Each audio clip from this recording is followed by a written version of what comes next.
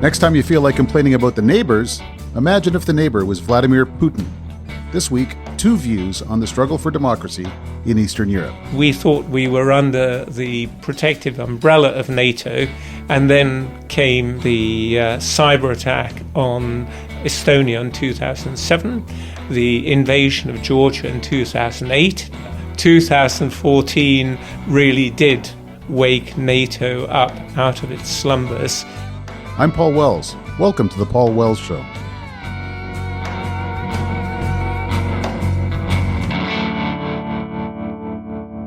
Every autumn, people who hope for peace and prepare for war gather in Halifax to ask themselves, what's the worst that could happen?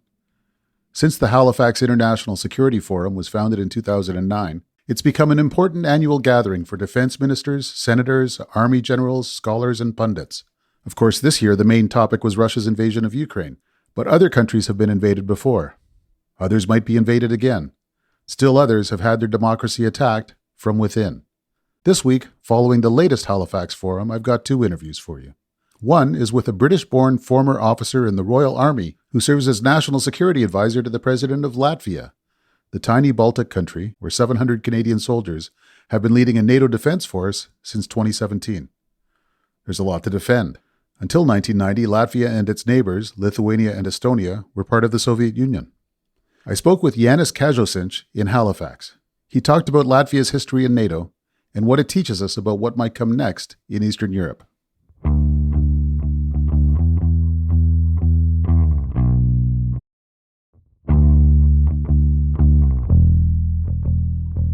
Janis Kazocins, thank you for joining me. My pleasure. Are you aware that people call you the Latvian James Bond? Well, that was when I got the job, which is now 19 years ago, and it was silly then, and it's even more silly now. I did spend 10 years running Latvia's external intelligence service, but since then I've not been a practitioner in the intelligence business. When did you get that gig? And what sort of things does one learn in that seat? To the extent you can tell me. Well, I left the British Army in 2002 after 30 years because my last job was as UK Defence Advisor to the Chief of Defence in Bratislava in Slovakia. It was a super job because I had the next door office, I was involved in all the discussions, and I had no responsibility. It's wonderful. But it occurred to me that this does not make sense, that I'm helping Slovakia to join NATO when in fact I ought to be helping my own country. So I left the British Army early, moved back permanently to Latvia in 2002, and worked with the then Prime Minister on anti-corruption issues. And at that point, we were finding it rather difficult to sort out the intelligence aspects, the requirements for joining NATO. And there was not the greatest degree of trust in the Latvian services. So in 2003, May 2003, I was appointed by Parliament to run the Constitution and Protection Bureau, which was the external intelligence agency, and the National Security Authority. That seemed to do the trick. Latvia, Estonia, Lithuania joined NATO and the European Union in 2004. Yeah. So there's a decade and a half in there where there's a democratic economic transition. What was your sense of Latvia's place between Russia and the traditional Western Europe at that time? Was it a democracy was rolling eastward and would keep rolling into Russia? Or was there always a sense of Latvia as the front line between antagonistic notions of civilization? I would say very much the latter. Even the Russians themselves, I mean proper Russians, who had come into Latvia during the period of occupation, felt that they were going to the West. We were considered to be part of the West because we had been independent until 1940. when we were occupied as a result of the Hitler-Stalin Pact. During that time, and even up until probably February of this year, we, the Baltic states in particular, were considered to be Russophobe because we were saying you have to watch out. The Russians have not changed, the leopard has not changed its spots, while Western European countries were countries which had empires.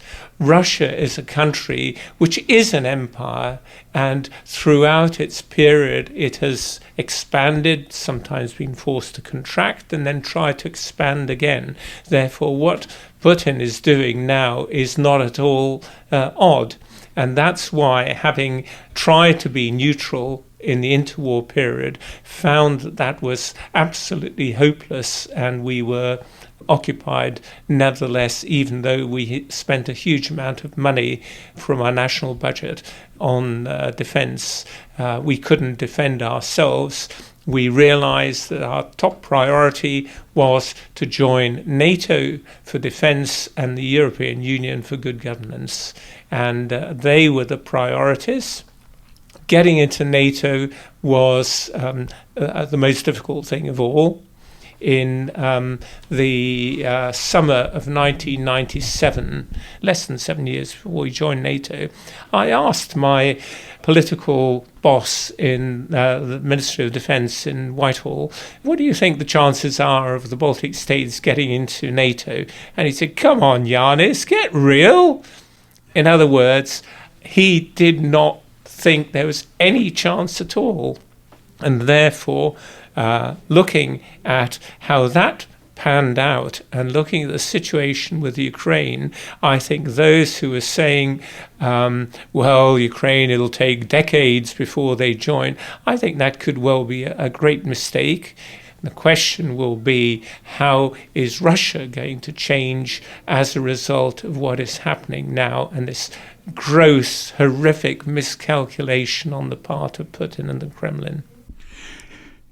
In 1993-94, the Latvian army is essentially a Soviet army. And in 2004, and especially since then, it's a NATO army. What does that change entail? Well, it wasn't really a Soviet army because, unlike the satellite countries, which had Sovietized national armies, we didn't have anything.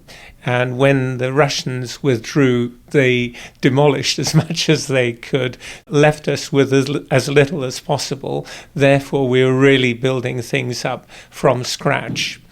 One of the ways in which we did it was to try to get Western assistance, and the way that worked best was in particular for the Baltic Battalion. The Baltic Peacekeeping Battalion was meant for peacekeeping duties, therefore it wasn't anti-Russian.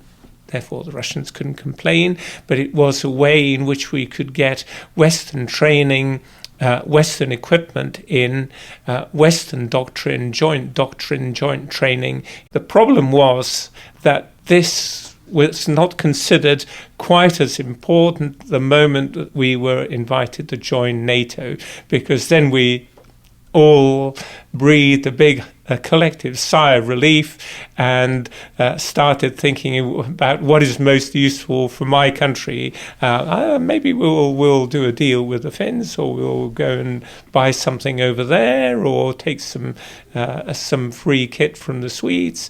And we started to drift in different directions, and that is a great shame, because we thought we were under the protective umbrella of NATO and nobody would be a serious threat to us again. And then came the cyber attack on Estonia in 2007, the invasion of Georgia in 2008, which was a wake-up call, but nobody answered the alarm. 2014 really did wake NATO up out of its slumbers, and then 2022, now we see that there really is a threat, and we have to take it very seriously. There are voices in the West, you've heard them, who say that all of those incidents from 2007 on were evidence that NATO overreached in moving into regions that the Russians considered part of their sphere of influence. What would you say to that line of argument? Russia claims, as you indicated, that NATO is responsible for its actions. But Russia knows and understands very well that NATO is a defensive alliance and that NATO, under no circumstances that one can imagine, is going to get consensus of 30, soon to be 32 countries to attack Russia. It's just not going to happen. We're not that sort of alliance. But the European Union, that is a completely different thing altogether, because the European Union, with its example of good governance, democracy, rule of law, and human rights, is a direct challenge to Putinism. It's an existential challenge. Therefore, a successful democratic Ukraine, which Putin claims to be part of Greater Russia, is the most dangerous thing that there could possibly be, because if Ukraine can succeed and people can feel free in Ukraine and exercise these freedoms, then of course the other part of the Russian nation, as he sees it, over the border in Russia, might start wondering why they can't live this sort of normal life. And of course they would like to live this sort of normal life. That is why our Russians, even though in their hearts they feel a link to the country from which they or their parents originated, they have no desire to go and live in Russia. They want to continue to live in a free Europe, in a free Latvia. And that is what the Maidan was all about. The European Union is an existential threat to Putinism. That's why he has had to fight what we consider to be a senseless war. But if you look at it from this point of view, you can understand why he took that sort of decision.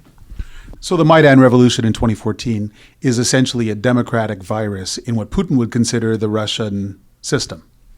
Well, I think it goes back before that, because Yanukovych was clearly not. Yushchenko, as president, was a democratic president, and this was the colored revolution a decade earlier. Maidan was a reaction to retrenchment and the decision by Yanukovych, President Yanukovych, not to go towards the European Union, but to stick with ties with an increasingly autocratic Russia. And that's what the Ukrainian nation did not want to have.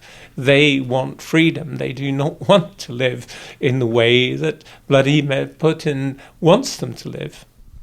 So President Biden has said many times that America won't be dragged into Putin's war of choice, but that America and its allies will defend every inch of NATO territory.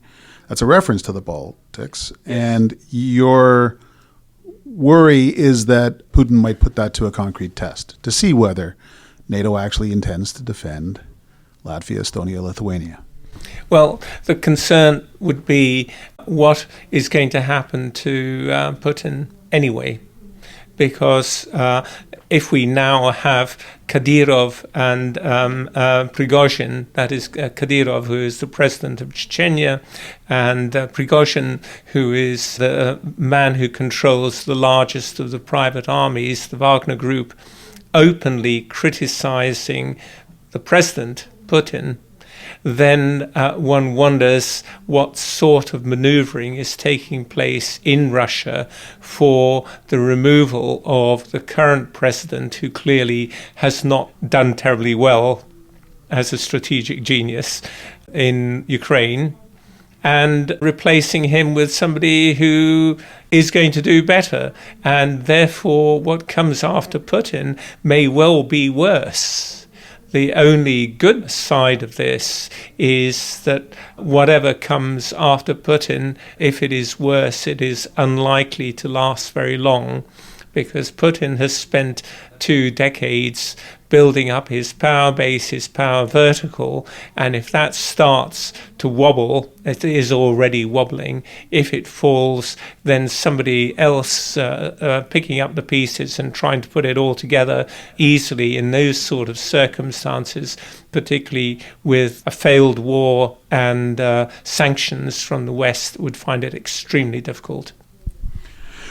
That may help explain one of the things that I'm noticing here in Halifax this weekend, which is a sort of a grim optimism. There's a sense that he's taken his shot and it's had horrible effect, but that it's possible to see the other side of this conflict, and it's a scenario of Russian defeat, not simply Russian negotiation or Russian recidivism, but Russian defeat.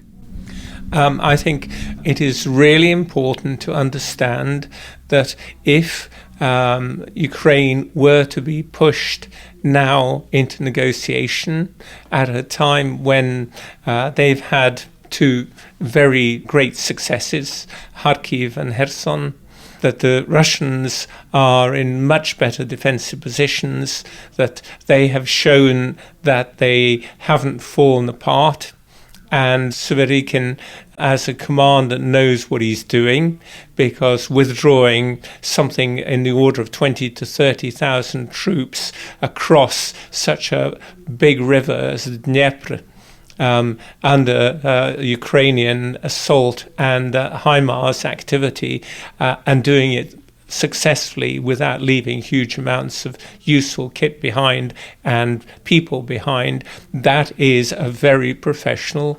operation, and one of the most difficult operations in war. That means we need to be very, very careful about, the Ukrainians need to be very, very careful about what they do next. And what they will try to do is to maintain the momentum, to continue to push. Because if Russia is able to have a ceasefire, then they will consolidate. Putin will declare this as a victory, because he's got more territory than he had before February the 24th. He will rearm, and we know damn certain that he will have another go for the sort of reasons that I've outlined before, because Ukraine is a fundamental threat to Putinism. Therefore, there will not be a lasting peace. There cannot be a lasting peace, particularly if the principles of the United Nations Charter have not been followed. Therefore, we have got to help Ukraine through to the bitter end. Now, the Ukrainians are prepared to do that, and I think Russia has some very serious issues. Let me give you one example. The Russians have used during the Second World War, and have tried to use now with their mobilized forces, mass. And mass has a quality all of its own if you have lots of it, if you have lots of cannon fodder. Now, the average age of the Soviet Union population at the beginning of the Great Patriotic War, as far as I've been able to find, is something a little over 20 years old. Not because all the old codgers had died off or been sent to the Gulag, but because they had very large 6-8 children families. The average age of Russians on the 24th of February of this year was 39.4.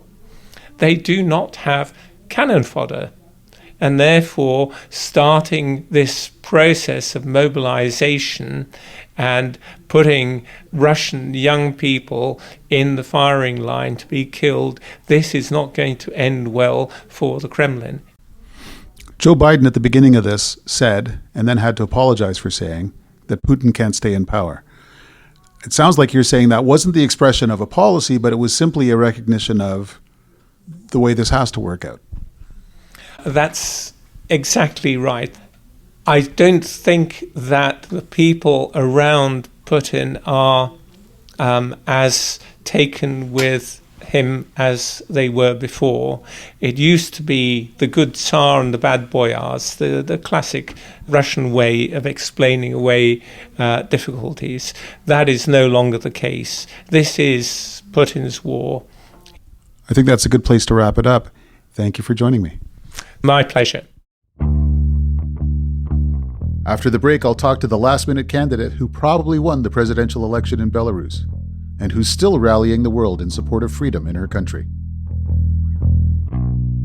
I want to take a moment to thank all of our partners: the University of Toronto's Munk School of Global Affairs and Public Policy, the National Arts Centre, our founding sponsor, TELUS, our title sponsor, Compass Rose, and our publishing partners, the Toronto Star and iPolitics.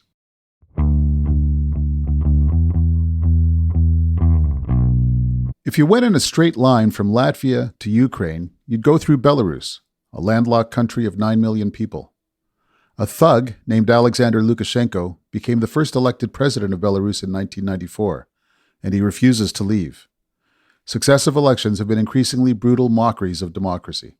In 2020, a YouTuber named Sergei Tsikhanouskaya became famous by driving around the country asking ordinary Belarusians about their lives.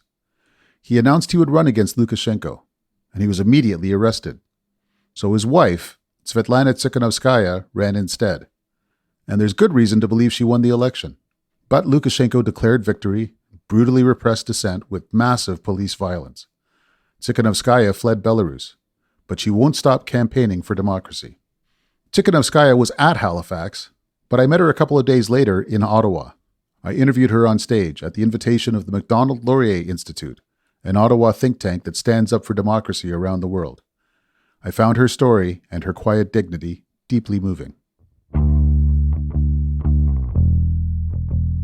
Madam Tsikhanouskaya, thank you for taking your time and welcome to Ottawa. It's a pleasure and an honor to have you with us. Let's begin by asking you about the events of the first part of 2020. What you expected the year would be like and what it turned out to be like. Personally, my life has turned from upside down because I have never had political ambitions. I was ordinary, as Lukashenko called me, housewife. That's true.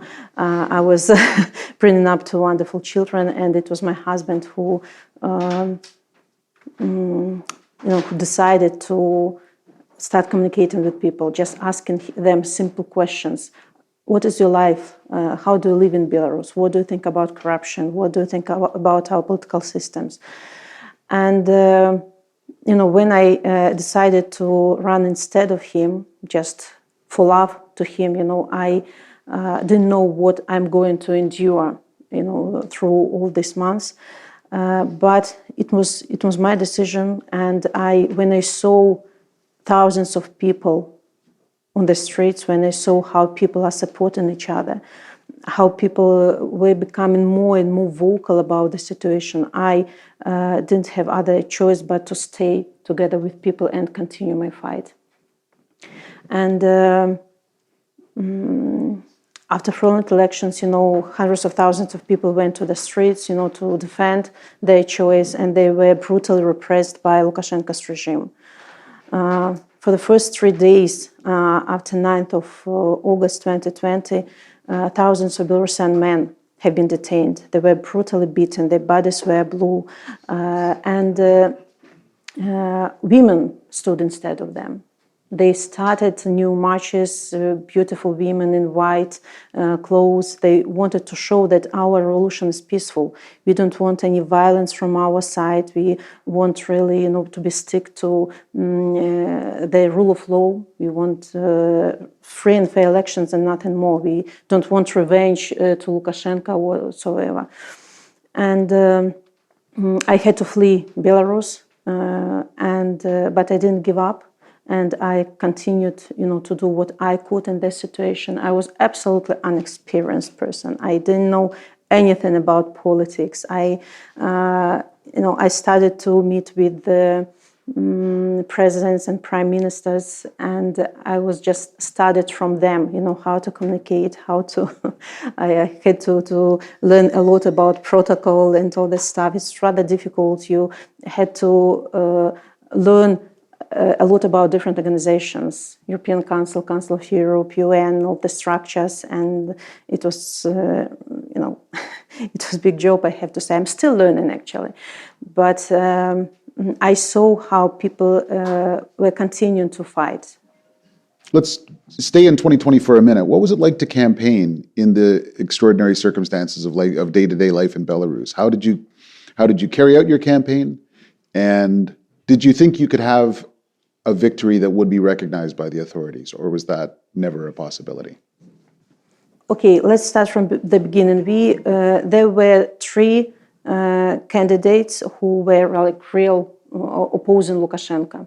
And when we understood that I was the only person who was registered in the Central Election Commission, we decided to unite our efforts, to unite people who were dedicated to one or that candidate.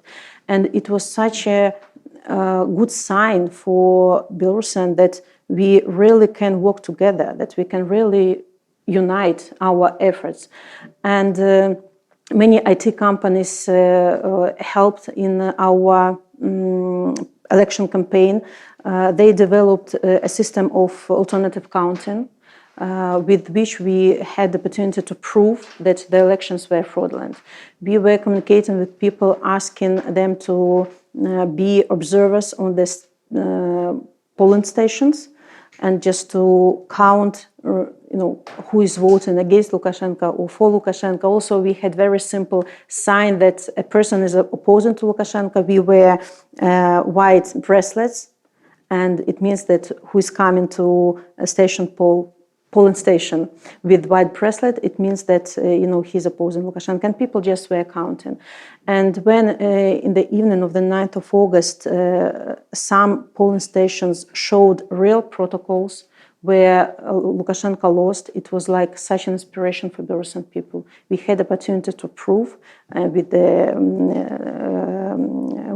also with alternative election that Lukashenko is lost, and people wanted to oppose this decision of Central Election Commission to declare Lukashenko as president, and they went out to rallies. Our political program was simple. I didn't promote my ideas or ideas of my husband. We demanded that after these elections, where I was like a symbol or alternative candidate, I promised to people that I'm not going to participate in new elections. My task is to organize new, free and fair elections, ALA elections, where they can choose their candidate after all political prisoners at that moment are released. So it was rather simple, understandable for people, and that's why people also joined, people united, to oppose Lukashenko's regime. So you were the candidate of a democratic transition that would follow? Yeah, that's right. Okay.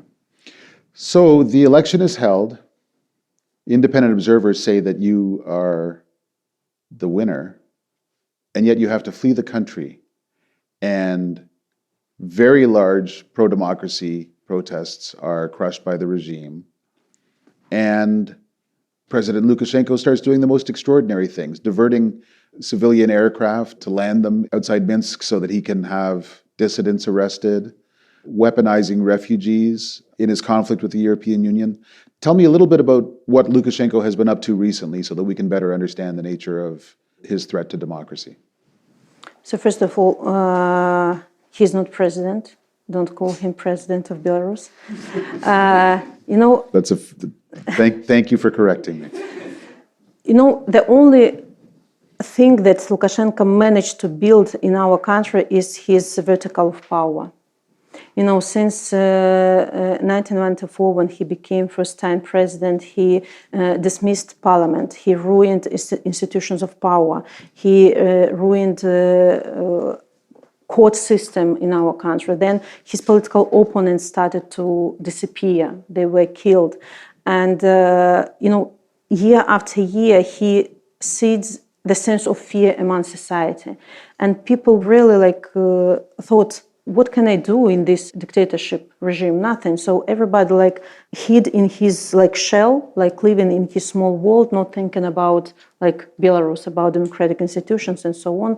Of course, there were always groups of people who were standing for democratic changes. After each elections, we had political prisoners in our country. But in the massive, people didn't think about this. They lived with their own lives. And Lukashenko, all these 20 years, felt impunity. He never saw strong reaction from Western countries on his actions. Every time after elections, sanctions have been imposed, then he traded political prisoners and he exchanged the release of them to lifting of sanctions. It was like year after year. And the same happened in 2020. He was sure that the Western countries will, after some time, will start talking to him. He will sell political prisoners and so on. He didn't feel the mood of people. He didn't feel intention of people that this time is different. And when we managed also, to build coalition of democratic countries who are supporting our democratic movement, and nobody wanted to talk to him. But still no strong measures have been taken. The first sanctions, after such awful human rights abuses in our country, after woeful tortures in jails, first sanctions that have been imposed included only about 80 persons, 80 people. That's it. And of course, Lukashenko felt impunity and he decided to punish the West. When he landed airplane, and he was sure that nothing could happen after this. And I'm so grateful that democratic countries, our allies, united, and first strong sanctions have been imposed after this, after Lukashenko became a threat not only to the nation but also to international security. Then he decided to punish world with orchestrated migration crisis, and again, European Union and the USA and Canada stayed united and didn't start communicating to him, trying to resolve this crisis. They managed to do it themselves. And now Lukashenko, he understands that he's trapped because he acts as if thousands of people are still staying in front of his palace. He has to use violence, tortures, intimidations every day to prove his strength, in Belarus. If he managed to suppress people, he wouldn't need, to detain people every day. But now he knows that he didn't manage to turn this page of our history, that his crimes are not forbidden, are not forgotten by Belarusian people, and he has to strengthen even his military institutions, to scare people. And but I'm really see how democratic society, countries who are so far away from Belarus, they continue to support us. You say that in the last year, 2 years, you've met many democratic leaders and heads of government, and they've given you a lot of advice. What's the best advice you've gotten? Maybe something generic that you have to go on, you have to fight for your democratic values, and so on. There was one person who told me, since you became a politician, you are going to be lonely, despite that you are surrounded with people. Everybody wants to talk to you, to shake hands, but you will feel such loneliness. And this is true. You're always afraid to communicate to people because they can be KGB agents. You find peace only around your family. I have my children with myself. So was, at that moment, I didn't realize what he's talking about. But then, I felt this. But the main message was, don't stop and we will assist you. And now let me turn the question around. Is there a lesson that Western leaders are sometimes too slow to learn that you wish that they would take more seriously? Back in 2020, I realized that we Belarusians had to rediscover Belarus to the world. Because for many, many years, Belarus was perceived as appendix to Russia, as part of Russia. And maybe because of this, democratic politicians thought that this time is the same as the previous ones. In a couple of months, everything will be silenced, and we will, as I said, trade with political prisoners and so on. They didn't, maybe at the beginning, didn't understand that this time is different. We Belarusians saw everyday detentions, everyday tortures. I didn't understand why the decisions are made so slowly about Belarus. It's so evident where is evil, what is good. So it's your main tool, to create pressure on the regime through sanctions, through political pressure, and your decisions were sometimes so slow. But again, I'm really grateful for all the assistance, political assistance, and financial assistance Belarusian civil society is getting. And so I don't want to blame anybody. I don't want to complain, just doing our part of job. Okay. You and I were both in Halifax this weekend at the Halifax International Security Forum. 3 days of intense discussions with military and political leaders from around the world, American Defense Secretary, Canadian Defense Minister, a video message from President Zelensky in Ukraine. What observations do you have about the weekend in Halifax and the current state of the struggle for democracy? I'm glad that the world is united around these democratic values, around rule of law, and so on and so forth. But I have to say that Belarus is part of this regional crisis in Europe, and we don't want Belarus to be overlooked in this crisis. Now I see that all the attention is focused on Ukraine. We fully support this. I'm sure that all the world has to support Ukrainians in this moment, because they are not fighting only for liberation of their land. They are fighting against the cruelest dictatorship machine, like imperialistic ambition of Russia. But I don't want Belarus to be forgotten as well. And sometimes, it's very important to remind that Belarusian regime who are participating in this war and Belarusian people who are opposing the war is like two different things. When you think that Belarus is collaborant in this war, don't think about nation. Speak about dictatorship, Lukashenko's regime. And also don't put Belarus and Russia in one basket. Today I saw the poll where it's written that 75% of Russians are supporting the war in Ukraine. In Belarus, it's absolutely vice versa. 86% of Belarusians are against participation of Belarus in this war, and you will never see this V or Z signs on the streets of our cities. So we are not Russia. We want to be the part of European family of countries.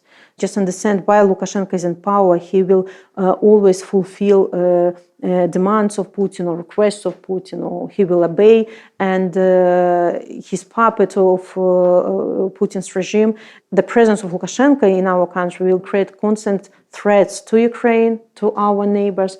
So don't forget about Belarus. Have you spoken to your husband since his arrest? My husband was arrested on the 29th of May 2020. And since then, I had opportunity to speak with him only once on the phone. I don't know why KGB allowed him or forced him to call me. It was 10 minutes conversation about children, about, he didn't have opportunity to talk a lot. So I told him, what we are doing, that we are fighting for release of political prisoners. And it was in October 2020. But now we can get information about political prisoners only from the lawyers who visit them and write letters. So people in prisons who are political prisoners are actually in awful conditions. They are treated much worse than ordinary criminals. And people are marked with special yellow labels, meaning that they are political and nobody can communicate to them. They have to be humiliated physically and morally by administration of jail. So this is the attitude. Sviatlana Tsikhanouskaya, thank you for your time. Thank you for your message. Thank you for your inspiring example and for reminding us of the work that we all have to do as citizens in free societies. Thanks to our hosts at the Macdonald-Laurier Institute for making so many conversations like this possible. Have a very good day. Thank you.